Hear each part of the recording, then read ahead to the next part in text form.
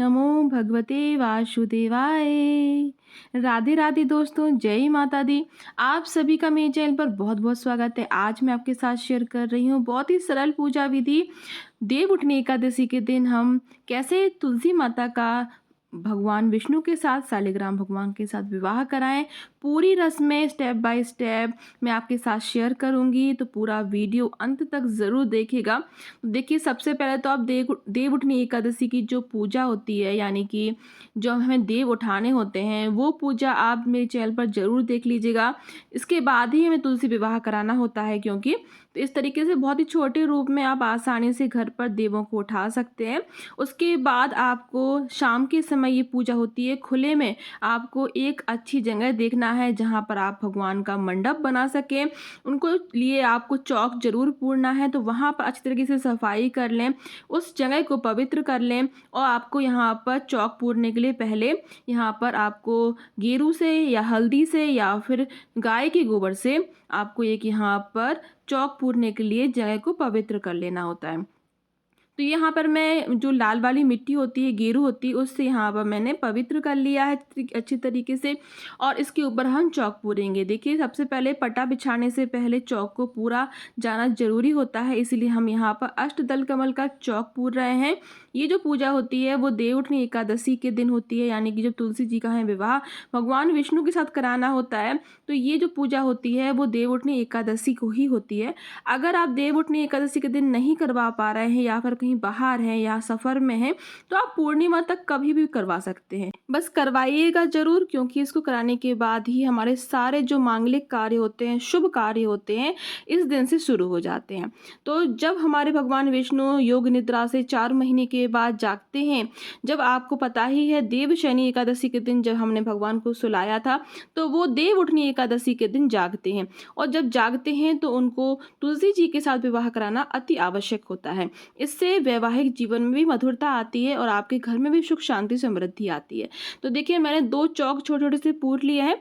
तो एक तरफ हम माता तुलसी को बिठाएंगे और एक तरफ हम अपने भगवान विष्णु को पीले पटे पर, मतलब पीले जो आसन है उस पर बिठाएंगे। यानी भगवान विष्णु की यहाँ मैं एक फोटो ले रही हूँ। अगर आपके पास शालिग्राम भगवान है तो उनका भी आप अभिषेक कर कर उनको बिठा सकते हैं। अगर कुछ भी नहीं है तो आप जो हमारे गोपाल जी हैं, जो श्री कृष्ण भगवान हैं, उनका भी आप माता तुलसी के साथ विवाह करा सकते हैं। तो सबसे प्रथम जो चीज़ होती है वो है कलश की स्थापना। तो शुद्ध जल भर लेंगे, थोड़ा सा गंगा जल डाल लेंगे, एक हल्दी, एक सुपारी, थोड़े से गेहूं के दाने। इसलिए हम गेहूं के दाने डाल रहे हैं क्योंकि एकादशी के दिन पूजा में, भगवान विष्णु की पूजा में चावल का इस्तेमाल नहीं होता है। तो थोड़े से गेहूं का आसन देकर, या तिल का आसन भी आप दे सकते हैं। आप यहाँ पर कलश रख दीजिए, इसके ऊपर पूर्ण पात्र रखेंगे। उसके पहले हम पंच पल्लव रख देंगे। पंच पल्लव अगर आपको आम के पत्ते ना मिले तो आप अशोक के पत्ते भी ले सकते हैं। आप इसके ऊपर दीप कलश भी बना सकते हैं, या फिर आप इसके ऊपर श्रीफल भी रख सकते हैं, जैसा भी आपको ठीक लगे। तो देखिए, मैं यहाँ पर दीप कलश बना रही हूँ, पंच पल्लव को भी हम पूज देंगे। इसके ऊपर पूर्ण पात्र के लिए मैं यहाँ पर रख रही हूँ गेहूं से भरी हुई एक छोटी सी प्लेट। उसके बाद आपको ये पूजन कराना है। ये देखिए, सबसे पहले तो आपको कलश की स्थापना करना है, फिर गणपति जी की स्थापना करेंगे। प्रथम पूजनीय जो होते हैं वो गणपति जी होते हैं, क्योंकि इसीलिए पहले गणपति जी का हम पूजन करेंगे। थोड़े से गेहूं के आसन देकर हम गणपति जी को भी विराजमान कर लेंगे। अब सर्वप्रथम जितनी भी रस्में होती हैं वो गणपति जी के साथ भी आप जरूर कीजिएगा। तो देखिए, मैं यहाँ पर सबसे पहले जो रस्म होती है वो हल्दी की होती है। तो थोड़ा सा कच्चा दूध मिला लेंगे हल्दी में, और फिर हमने भगवान विष्णु को और तुलसी माता को हल्दी लगा दिए। अब हम जो नई मेहंदी है, ध्यान रखिएगा, नई मेहंदी ही लेके आइएगा। तो उनके हाथों में और पैरों में हम मेहंदी लगा देंगे।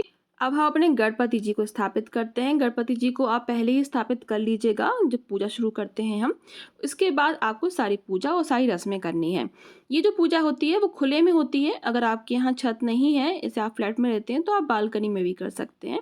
और अगर बालकनी भी नहीं है तो कोई बात नहीं, आप खिड़की के पास, आपके कमरे के पास भी कर सकते हैं। तो देखिए, अब सब जगह हम थोड़ा सा गंगा जल रख लेंगे। थोड़े से पुष्प और गेहूं के दाने लेकर हम भगवान विष्णु और माता तुलसी का आह्वान करेंगे, गणपति जी का आह्वान करेंगे कि हमारी जो पूजा है, हमारी जो हम ये विवाह की रस्म कर रहे हैं, उसको आप सफल बनाइएगा और हमारे पूरे परिवार को अपनी कृपा दृष्टि और दया दृष्टि में रखिएगा। तो ये देखिए, पहले हम गणपति जी का पूजन करने के बाद जो हमारा कलश है उस पर हम स्वास्तिक बना लेंगे। स्वास्तिक को हम पूज लेंगे और फिर आपकी ये जो पूजा है वो शुरू हो जाएगी। अगर आप चाहें तो इसके ऊपर गन्ने का मंडप भी लगा सकते हैं। हमारे यहाँ इसके ऊपर गन्ने का मंडप ही लगाया जाता है। अगर नहीं है तो कोई बात नहीं, आप फूलों का मंडप भी लगा सकते हैं। इसके बाद आपको सबसे पहले गणपति जी को पुष्प अर्पित करना है, कलश को, दीप कलश को पुष्प अर्पित करना है, और हमारे विष्णु भगवान को भी आपको पुष्प अर्पित करना है। सभी जगह टीका लगा लेंगे अच्छी तरीके से, सभी को पूज देंगे, जितने भी उनमें देवी देवताएं बने हैं उनको हम पूज लेंगे। ये जो पूजा है, इसके बाद आप कोशिश कीजिएगा कि आप जोड़े में अगर पूजा कर रहे हैं तो आप परिक्रमा 7 जरूर लगा लें, और इसके बाद आप 365 बाती का दीपदान भी अवश्य कीजिएगा अगर संभव हो तो। अगर संभव नहीं है तो कोई बात नहीं, आप जब रोज ही अगर दीप जो है वो तुलसी माता पे रख रहे हैं तो वो भी एक तरीके से दीपदान ही होता है। तो अब सब जगह हम पुष्प अर्पित कर देंगे। माता तुलसी को आप लाल पुष्प जरूर अर्पित कीजिएगा, और फिर इसके बाद आपको थोड़ा सा उनका श्रृंगार करना है। जैसे हम दुल्हन को सजाते हैं उस तरीके से आप श्रृंगार कीजिएगा।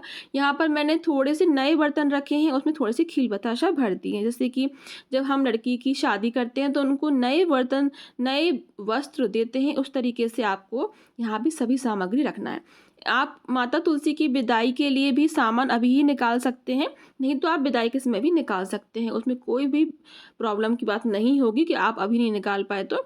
अब 5 तरीके के कम से कम फल अर्पित कीजिए, मिठाइयाँ भी 5 तरीके की अर्पित कीजिए। अब यहाँ पर हम नारियल रख देंगे, बाद में हम इस नारियल से फेरे करवाएंगे। मतलब जो हम, अगर आप खड़े होकर फेरे नहीं करवा पा रहे हैं तो आप आराम से नारियल से भी फेरे करवा सकते हैं, क्योंकि ये श्रीफल होता है, इससे भी आप फेरे करा सकते हैं। फिर इसके बाद हम माता तुलसी को थोड़ा सजा देंगे।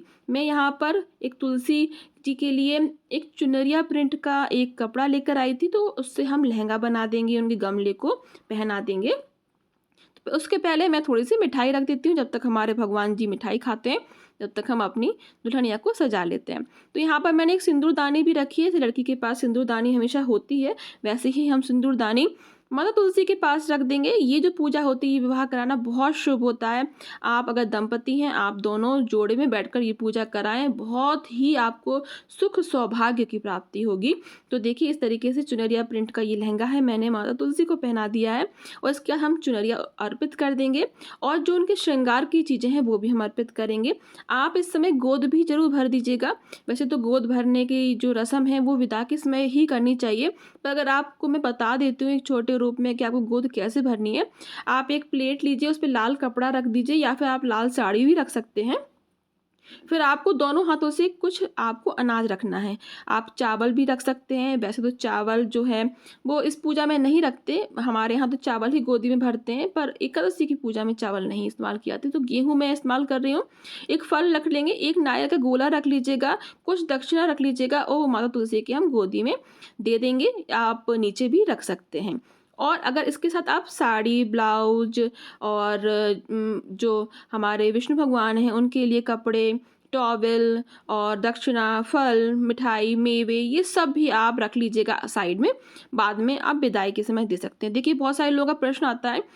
देखिए, सबसे पहले तो आप सुहाग का सामान भी अर्पित कर लीजिए, फिर मैं आपको बताती हूँ। बहुत सारे लोगों का प्रश्न आता है कि हमें तुलसी जी की विदा क्या हर बार करानी पड़ती है? ऐसा नहीं है। देखिए, आपको जीवन में एक बार तुलसी जी की विदा जरूर करानी चाहिए, जरूरी नहीं है हर साल कराएं, पर जब भी विदा कराएं आपके पास एक छोटी सी तुलसी जी घर में होनी चाहिए। ऐसा नहीं है कि तुलसी जी को विदा करा दिया और आपके पास तुलसी जी नहीं है। बस आपको जीवन में एक बार जरूर तुलसी जी का दान करना चाहिए, बहुत शुभ होता है ये। तो देखिए, यहाँ पर जो गठजोड़े के नाम पर मैंने यहाँ पर कलावे का इस्तेमाल किया है, तो दोनों पर हम पहना देंगे। आप चाहें तो अलग से कोई पीला वस्त्र और लाल वस्त्र अलग से गठजोड़े का बनाकर पहना सकते हैं। और यहाँ पर देखिए, माता तुलसी से छुवाकर हम जयमाला करवा देंगे, विष्णु भगवान को पहनवा देंगे, और विष्णु भगवान से छुवाकर हम माता तुलसी को पहना देंगे। 2 माला जरूर लेके आइएगा, छोटी छोटी सी। और इसके बाद आपको उनका 16 श्रृंगार करना है। तो मैं यहाँ पर सिंदूर दान की जो विधि होती है वो करा रही हूँ। यहाँ पर जो चांदी का सिक्का है मेरा, मैं उससे करा रही हूँ। अगर आपके पास सोने की अंगूठी है तो आप उससे भी करवा सकते हैं। तो हमारे यहाँ जो सिंदूर होता है वो नारंगी वाला सिंदूर होता है, शादी में चढ़ाने वाला। तो उन्हीं से भगवान से छुवाकर हम यहाँ पर 2 या 5 बार आप माता तुलसी को लगा दीजिए। तो यहाँ सिंदूर की जो विधि होती है वो हो जाएगी। इसके बाद आपको, अगर आप, मैं एक चीज़ बता देती हूँ कि अगर आप विष्णु भगवान की जगह गोपाल जी को यहाँ बैठा रहे हैं तो उनकी नई पोशाक जरूर पहनाइएगा।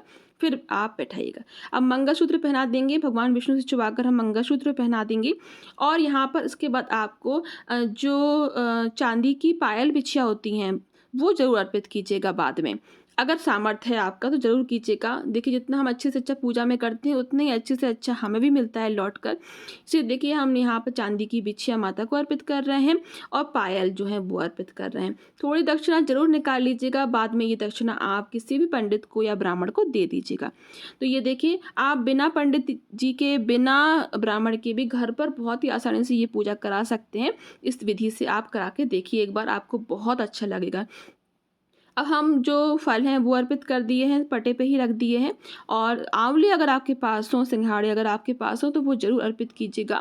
अब आप चाहें तो आप भगवान को दोनों को अपने हाथों पे उठाकर आप परिक्रमा भी लगवा सकते हैं, थोड़ा-सा हवन कर कर। नहीं तो छोटे रूप में आप नारियल से भी नारियल को 3 बार आप घुमा दीजिए भगवान विष्णु पर और 4 बार आप माता तुलसी के ऊपर घुमा देंगे, तो आपके ये फेरे हो जाएँगे। इस तरीके से आपको करना है। अगर आपके पास शंख है तो इस दिन शंख का पूजन करके शंख ज़रूर बजाइएगा और यहाँ पर आपके छोटे रूप में पूजन हो जाएगा। इसका परिक्रमा ज़रूर लगा लीजिएगा। दीपदान करना चाहते हैं तो दीपदान भी आप कर सकते हैं। दीपदान 365 बाती का कैसे बनाया जाता है वो मैंने कल ही शेयर किया है। अगर आपने ना देखा हो तो आप देख लीजिए। बहुत ही आसान विधि मैंने आपके साथ शेयर की है। अब चूड़ियाँ जो रह गई थी वो हम चूड़ियाँ अर्पित कर देंगे और चूड़ी का पूरा डिब्बा जो है वो माथे से छुपाकर आप साइड में रख दीजिए। आप यहाँ पूरी साड़ी का पूरा श्रृंगार, 16 श्रृंगार अलग से भी अर्पित कर सकते हैं। विदा के समय देने के लिए आपके लिए उपयोगी रहेगा। अब सबसे आखिरी में हम आरती कर लेंगे। मैं यहाँ कपूर से आरती करके बता रही हूँ, आप घी की बाती से भी आरती कर सकते हैं। आरती पूरे परिवार को ज़रूर दीजिएगा इसके बाद और आपकी जो पूजा है वो छोटे रूप में संपन्न हो जाएगी। इसके बाद भी अगर आपके मन में कोई क्वेश्चन हो तो आप मुझसे पूछ लीजिएगा, मैं जल्दी से जल्दी आंसर करने की कोशिश करूँगी। पूरे भाव से, पूरे प्रेम से आपको ये आरती उतारनी है। पहले गणपति जी की आरती करेंगे, विष्णु भगवान की आरती करेंगे, कलश दीप की आरती करेंगे और माता तुलसी की आरती करेंगे। फिर अपने हाथों में थोड़ा-सा पल्लू में जल लेकर हम 3 बार आप आचमन कर देंगे, जिससे कि आप आरती उतारने को बाद में नज़र उतारना भी कहते हैं। इस तरीके से आपको आचमन कर देना है। थोड़ा-सा पीने के लिए जल ज़रूर रख दीजिएगा और हमारा यहाँ पर जो पूजन है वो पूरा होता है, कंप्लीट होता है। इसके बाद भी अगर आपके मन में कोई क्वेश्चन हो तो आप मुझसे ज़रूर क्वेश्चन कीजिएगा। मैं जल्दी से जल्दी आंसर करने की कोशिश करूँगी और आप सभी को देवउठनी एकादशी की, तुलसी विवाह की बहुत-बहुत शुभकामनाएँ।